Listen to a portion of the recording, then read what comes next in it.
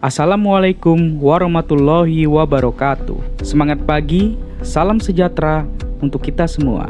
Salam, Om Swastiastu, Namo Buddhaya, salam kebajikan.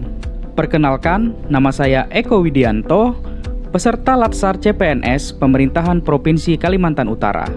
Nomor daftar hadir 10, instansi RSUD Dr. Haji Yusuf SK, jabatan Ahli Pertama Perawat. Pada kesempatan kali ini, saya akan berbagi tentang workbook yang membahas mengenai kesiapsiagaan bela negara yang dibimbing oleh Ibu Wahyu Eko Handayani, SPD, MPD, selaku Widyaiswara BPSDM Provinsi Kalimantan Utara. Hal pertama yang akan kita bahas kali ini yaitu apa sih kesiapsiagaan jasmani dan arti kesehatan. Kesiapsiagaan jasmani berarti keadaan siap, siaga, kesanggupan melakukan tugas atau kegiatan fisik secara baik dan efisien. Sedangkan kesehatan berarti keadaan sempurna baik fisik, mental, maupun sosial. Manfaat dari kesiapsiagaan jasmani yang pertama, memiliki postur yang baik. Yang kedua, memiliki ketahanan melakukan pekerjaan yang berat. Dan yang ketiga, memiliki ketangkasan yang tinggi. Berikut adalah bentuk latihan yang dapat kita lakukan untuk mempersiapkan kesiapsiagaan jasmani. Yang pertama, lari 12 menit atau Cooper test. Yang kedua, pull up 10 kali untuk pria dan chinning 20 kali untuk perempuan. Yang ketiga, sit up 35 kali per menit untuk pria dan 30 kali per menit untuk perempuan. Yang keempat, push up 35 kali untuk pria dan 30 kali per menit untuk perempuan. Yang kelima, shuttle run dengan jarak 10 meter selama 3 kali putaran maksimal 20 detik. Yang keenam, lari 2,4 km maksimal 9 menit. Dan yang terakhir, berenang minimal 25 meter.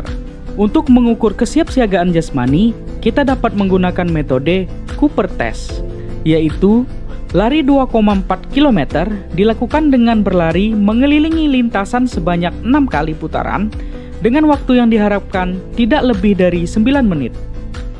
Berikut adalah tips melaksanakan kesiapsiagaan jasmani. Yang terpenting yaitu menjaga pola hidup yang sehat. Di antaranya, melakukan aktivitas fisik dengan bentuk latihan yang ada. Yang kedua, menjaga pola makan yang sehat. Yang ketiga, mampu mengendalikan emosional diri, serta meningkatkan pemahaman spiritual. Bagian kedua dari kesiapsiagaan bela negara yaitu kesehatan mental. Kesehatan mental adalah sistem kendali diri yang bagus sebagai wujud dari kinerja sistem limbik atau cenderung ke emosi dan sistem korteks prefrontalis atau cenderung rasional yang tepat. Hal yang perlu ditingkatkan untuk kesehatan mental kita yaitu yang pertama, kecerdasan emosional, yang kedua, manajemen stres, yang ketiga, emosi positif, dan yang keempat, makna hidup. Hal yang dapat kita implementasikan untuk kesiapsiagaan mental, yang pertama, berperilaku menurut norma-norma sosial yang diakui. Sikap perilaku tersebut digunakan untuk menuntun tingkah lakunya.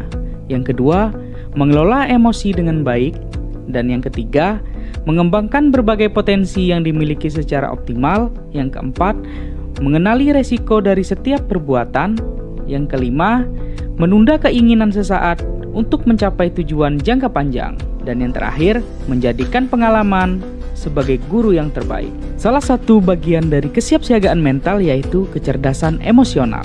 Agar mudah diingat, kecerdasan emosional biasanya saya sebut dengan kemampuan emosional untuk salah sitili, yaitu sadar akan kemampuan emosi diri sendiri, kemampuan mengelola emosi, kemampuan memotivasi diri, kemampuan empati terhadap perasaan orang lain, dan pandai menjalin hubungan dengan orang lain.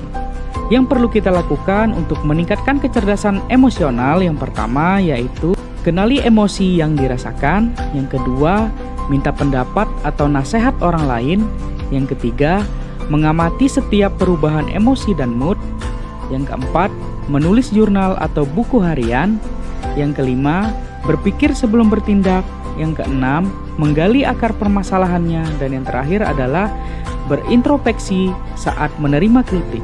Berikut adalah contoh tata tempat acara pemerintahan pusat dan daerah. Untuk semua denah yang ada, semakin kecil angka, maka semakin tinggi jabatannya. Untuk contoh denah yang pertama yaitu posisi berdiri bila berjabat tangan. Pada contoh pertama, P dilambangkan pimpinan yang akan berjabat tangan, maka pejabat yang tinggi akan berjabat tangan terlebih dahulu dengan pimpinan dan dilanjutkan oleh pejabat lainnya. Apabila masyarakat atau staf ingin berjabat dengan pimpinan, maka pimpinan akan berbaris paling depan atau terdekat dengan staf atau masyarakat yang ingin berjabat tangan dan diikuti oleh pejabat tinggi lainnya sampai level terendah.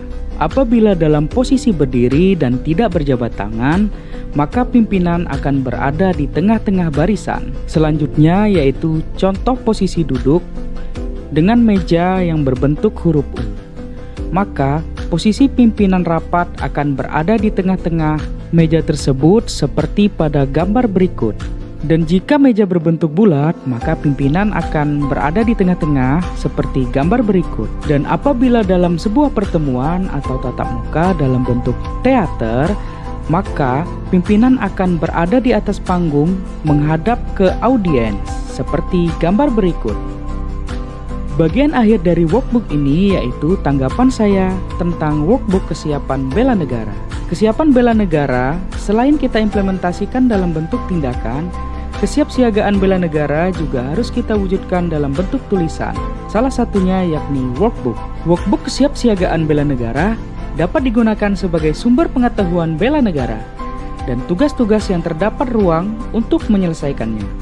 Selain itu, workbook bela negara dapat digunakan sebagai sumber belajar tambahan selain buku wajib bela negara.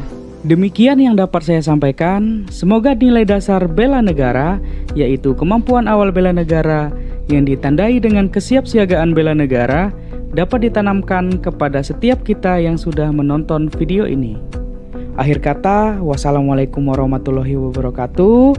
Semangat pagi, salam sejahtera buat kita semua. Shalom, Om, Santi Santi Santi Om, Namo Buddhaya, salam kebajikan.